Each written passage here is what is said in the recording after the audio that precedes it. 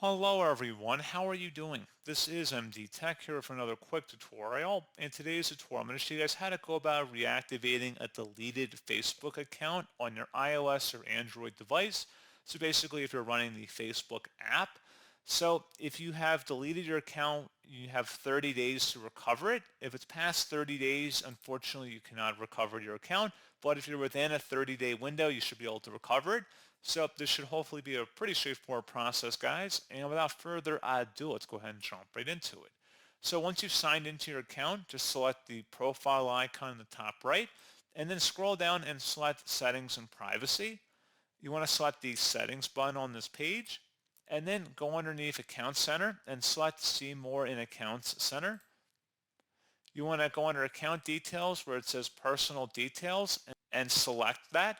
Select the Account Ownership and Control option, and then select Deactivation or Deletion.